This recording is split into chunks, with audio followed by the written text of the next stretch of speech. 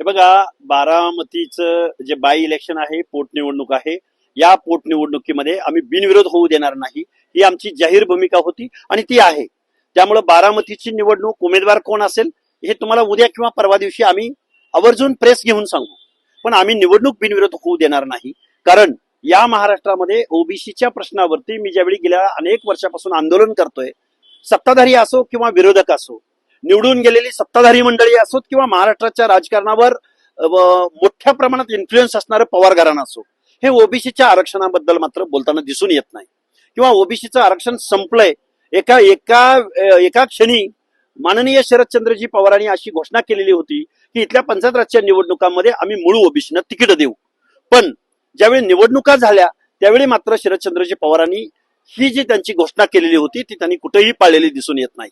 म्हणून आम्ही ओबीसींच्या हक्क अधिकारासाठी, आमचे प्रश्न मांडण्यासाठी महाराष्ट्रातल्या तमाम सर्व विचारवंतांचं, राजकारण्यांचं, वेगवेगळ्या पक्षांचं लक्ष वेधून घेण्यासाठी आम्ही ही निवडणूक बिनविरोध होऊ देणार नाही. आम्ही लोकशाहीचे समर्थक आहोत, आम्ही संविधान मानणारी माणसं आहोत.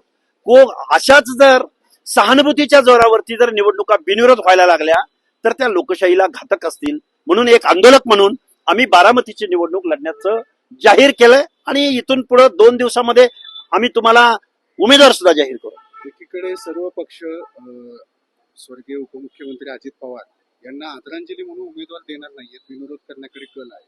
तर तुम्ही त्यात खोडा घालताय असं तुम्हाला वाटतं? खोडा नाही, आम्ही उलट लोकशाहीचं संरक्षण करतोय.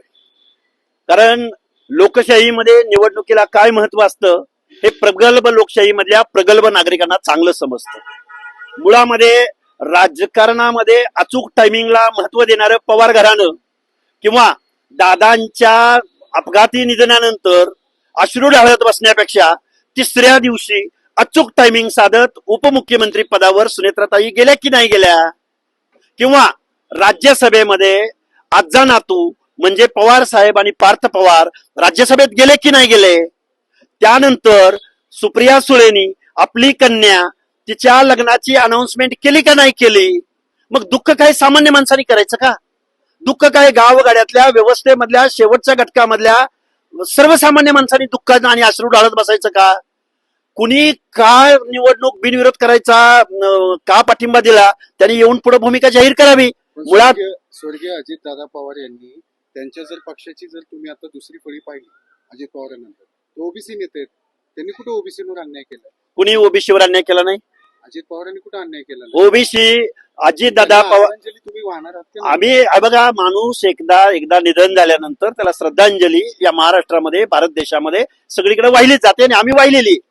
पण मुळामध्ये निवडणुकीला सामोरं जात असताना जर त्यांचं कुटुंबीय प्रोफेशनल राजकारण करत असेल, उलट आम्ही ऑफर करतोय ना, आम्ही अशी ऑफर करतोय की सुनेत्राताईंना आता लगेच विधान परिषदेच्या निवडणूक आहेत, बिनविरोध घ्यावं आणि भाजपला आपल्या कार्याचा एक ऑडिट करण्यासाठी किंवा 1 वर्षाच्या कारभाराचा आढावा घेण्यासाठी एक त्यांचा कार्यकर्ता म्हणून तिथं उभा करावा ना.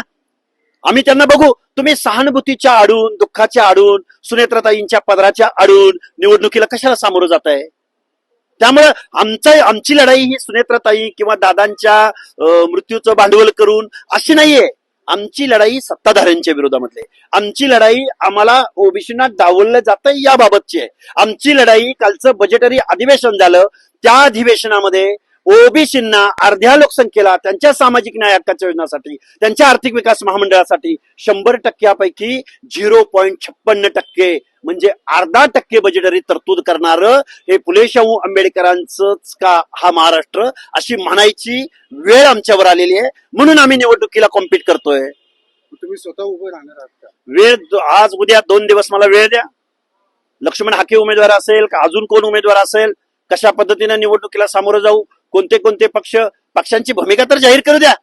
मुळात या महाराष्ट्रामध्ये आज कोणत्या पक्षाकडून लढणार? आम्ही हे बघा, आम्ही सर्वानुमते राष्ट्रीय पक्ष आज आमच्या संपर्कामध्ये आहेत. राष्ट्रीय पक्ष कोणते आहेत बघा ना. प्रादेशिक पक्ष तुम्हाला माहिती आहेत, राष्ट्रीय पक्षही तुम्हाला माहिती आहेत. राष्ट्रीय माहिती आहेत तुम्हाला राष्ट्रीय पक्ष. बसपा आहे, आप आहे, काँग्रेस आहे, अनेक पक्ष आहेत राष्ट्रीय पक्ष. राष्ट्रीय पक्ष, प्रादेशिक पक्ष सगळ्या लोकांचा संपर्क झालेला आहे. त्यांच्या भूमिका आज उद्या सगळ्यांच्या क्लिअर होतील. मग आम्ही कोण उमेदवार असेल आणि कशा पद्धतीनं पुढे जायचं ही भूमिका आम्ही 2 दिवसानंतर जाहीर करू. तुम्ही जो उमेदवार दिला, समजा 2च उमेदवार आहेत सुनेत्रा पवार यांच्या विरोधात, तर ती जी काही यंत्रणा कामाला लागणार आहे, जो काही लोकांच्या कररूपी पैशाचा जो त्यामध्ये ऱ्हास होणार आहे, हे थांबवता येऊ शकतं का नाही? नाही नाही, मग निवडणुका कशाला घेताय महाराष्ट्रातल्या आणि देशभरातल्या? करून टाका ना बिनविरोध. मग एका बाजूने पैशाचा मारा होतोय म्हणून दुसऱ्या बाजूला चळवळीत काम करणाऱ्या कार्यकर्त्याला जर तुम्ही खोडा घालताय असं म्हणणार असाल, बिनविरोध करून टाका आणि अध्यक्ष नेमून टाका आता नरेंद्र मोदींना इथून पुढच्या कालावधीमध्ये. लोकशाहीची काय विल्हेवाट लावायची अशी तर तुम्ही लावलेलीच आहे. आता सध्या या महाराष्ट्रामध्ये, या भारत देशामध्ये एखाद्या सर्वसामान्य कुटुंबातला चळवळीतला कार्यकर्ता निवडणुकीला सामोरं जायचं म्हणलं तर इथं फ्री अँड फेअर पॉलिसी नाहीये. फ्री आणि फेअर उदाहरण, फ्री आणि फेअर वातावरण नाही. मी एक सामान्य मेंढपाळाचा मुलगा म्हणतोय की मला तिथं निवडणूक लढायची आहे, तर आमची सुरुवात इथून होती की एवढी प्रचंड त्यांच्याकडं यंत्रणा कामाला लागणार आहे, एवढे मोठे पैसा. अरे निवडणुका, लोकशाही ही निवडणुकावरच आधारित आहे ना. त्यामुळे मग निवडणूक आयोगाला मी एक उद्या पत्र लिहितो, तसा तुमचा दावा असेल तर, की निवडणुका सगळ्याच बिनविरोध करून टाका, कशाला पैसे खर्च करताय. असं नाहीये. लोकशाही टिकवायची असेल, लोकशाहीचा मूळ ढाचा टिकवायचा असेल तर निवडणुका झाल्या पाहिजेत, फ्री अँड फेअर धोरणामध्ये झाल्या पाहिजेत. सर्वसामान्य माणसाची भावना काय आहे ही समोर आली पाहिजे. ओबीसीच्या आरक्षणाच्या बाबतीत अजित पवार संवेदनशील होते, तर त्यांचं काही योगदान आहे का ओबीसीच्या ओबीसीच्या आरक्षणाच्या बाबतीमध्ये अजितदादा पवार असंवेदनशील होते असं माझं मत आहे. बिचारे ते आता स्वर्गवासी आहेत. स्वर्गवासी योगदान नाही? सांगा ना, असेल तर तुम्हीच सांगा मला.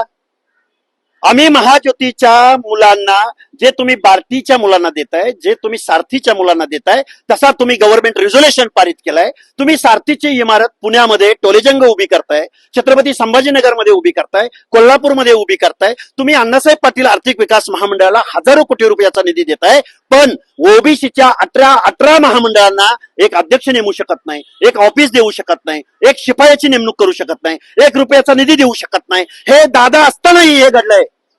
त्यामुळे दादानी ओबीसीची भूमिका कधी घेतली? तुम्ही पत्रकार बांधव आहात, नाही, त्यांनी OBC माझ्या तोंडून ओबीसीचे नेते घडवले. ओबीसीचे नेते आहे, मुंडे आहेत किंवा तटकरे आहेत, हे काही ओबीसीचे नेते आहेत का नाही? म्हणजे काय केलं? नाही, ते नेते घडवले म्हणून, नाही, नेते घडवले म्हणजे तुम्ही योजना देणार नाही. ओबीसीचे नेते घडवले म्हणजे तुम्ही आरक्षण काढून घेणार. तुम्ही रामराव वडकुतेंना खासदारकी दिली म्हणजे ओबीसीना गुंडाळून टाकणार.